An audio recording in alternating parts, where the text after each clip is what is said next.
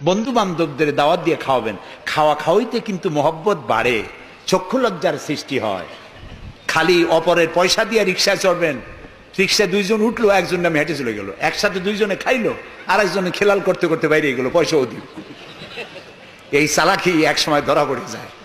এই জন্য মানুষকে বাড়িতে দাওয়াত দিয়ে খাওয়ানো, রাসূলুল্লাহ বলেন দাওয়াত দিয়ে খাওয়াও। তাহাদ্দু তাহাব্বু, হাদিয়া দাও, মহব্বত বাড়বে।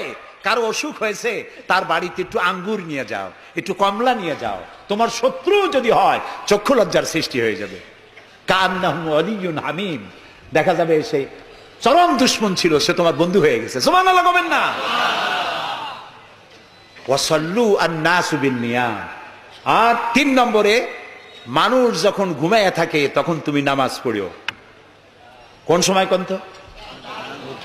ও, তাও তো আপনারা জানেন, মধ্যরাতের পরে যখন মানুষেরা ঘুমায় থাকে তখন তুমি নামাজ পড়িও। এই রাত্রে কেন? কারণ মানুষের কাছে সব থেকে বড় ভালোবাসার সত্তাকে বলেন আল্লাহ, তারপরে আল্লাহ রাসূল। এখন যাকে ভালোবাসি তার সাথে তো প্রেম করতে হবে। প্রেম কি নোটিশ দেওয়া হয়? SMS করে আজকাল হয়। কিন্তু ভালোবাসা বিজ্ঞাপন দিয়ে হয় না, মাইকিং করে হয় না। ভালোবাসা হয় কিসে কন্ত? প্রেম কিসে হয়? লজ্জা করে বলতে, করছেন তো এক সময়। গভীরে, রাতে, অন্ধকারে, একাকিত্বে ভালোবাসা হয়। তো মানুষের সবচাইতে প্রিয় হচ্ছেন আল্লাহ তাআলা, প্রিয়তম। এর থেকে প্রিয় আর মুসলমানদের জন্য কেউ হইতে পারে না। দিনের কোলাহল পূর্ণ অবস্থার ভেতর দিয়ে তুমি তার সঙ্গে আবেগময় কণ্ঠে কথা বলতে পারবা না, এটা আল্লাহ তাআলা জানেন। তাই আল্লাহ তাআলা বলেছেন ওয়াজআলনান নাহারা মাশা, দিন বানাইছি রোজগার করার জন্য, কাজ করো, বসে থাকবা না। ফাইজা কুদিয়াতিস সালাত ফান্তাশিরু ফিল আরদ, নামাজ পড়া হয়ে গেছে, মসজিদে বসে থাকতে পারবা না। অভিশাপ, জোহরের নামাজে রক্ত হয়েছে, অফিস বন্ধ করে নামাজ পড়ো, জোহর পড়ো, সুন্নত পড়ো। নফল পড়তে পারবা না জোহরের সময়, তসবিহ পড়তে পারবা না, কারণ এই তসবিহ পড়ে নফল পড়ে সময় নষ্ট করে পূর্ণ বেতন নিলে বেতন হালাল হবে না। মেডিকেল নিয়ে সুস্থ মানুষ সেল্লা দিতে যাবা, পয়সা হারাম, নেক পয়সা হবে না, হালাল পয়সা কামাই দিতে হবে। সেল্লার নাম বললাম বলে তাবলিগি ভাইরা অসন্তুষ্ট হবেন না, একটা দৃষ্টান্ত দিলাম। আমি তাবলিগি ভাইদেরকে শ্রদ্ধা করি, সম্মান করি, তারাও দ্বীনের কাজ করছে। সুতরাং মসজিদের ভেতরে আপনি নামাজ পড়ে আল্লাহ তাআলা বলছেন কি শোনেন, ফরজ, ফাইজা কুদিয়াতিস সালাত ফান্তাশিরু ফিল আরদ, নামাজ পড়া হয়ে গেছে, বেরিয়ে যাও। কোথায় যাও? দুনিয়ায় যাও, হাটে যাও, বাজারে যাও, কলে যাও, কারখানায় যাও, আদালতে যাও, শিক্ষা প্রতিষ্ঠানে যাও, চাষ করতে যাও। যাইয়া কি করো? আবতাগু মিন ফাদলিল্লাহ, আর আমার রিজিক, আমি যে তোমারে অনুগ্রহ করেছি, রিজিক দিয়েছি, ওই রিজিক তালাশ করে আনো। সুবহানাল্লাহ।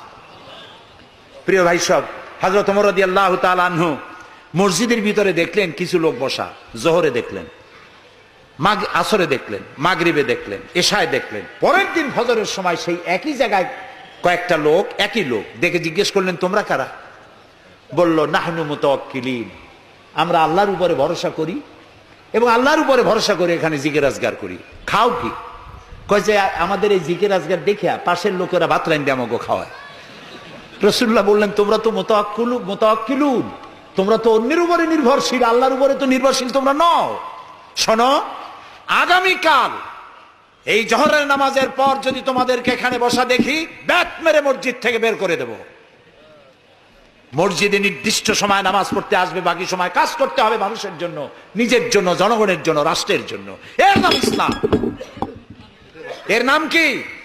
ইসলাম। বাস্তবমুখী, বৈরাগ্য নয়। আপনি দিন কায়েমের জন্য, আল্লাহর বেশি জিকির আজগার করার জন্য জঙ্গলে যাবেন, লা রাহবানিয়াতা ফিল ইসলাম, ইসলামে বৈরাগ্যবাদকে সমর্থন করে না। কথা বুঝে আসছে? সুতরাং আপনি রাত্রি বেলায়, দিনের কোলাহলপূর্ণ সময়, আপনি আল্লাহর সাথে প্রেম করতে সময় পাচ্ছেন না। আল্লাহ তাআলা বলছেন ওয়াজআলনাল লাইলা লিবাসা ওয়াজআলনা নাওমাকুম সুবাতা, রাত্রে বানাইছি, রাত্রিকে বানাইছি শান্তির আচ্ছাদন। সুবহানাল্লাহ বলবেন না? রাত হলো শান্তির আচ্ছাদন।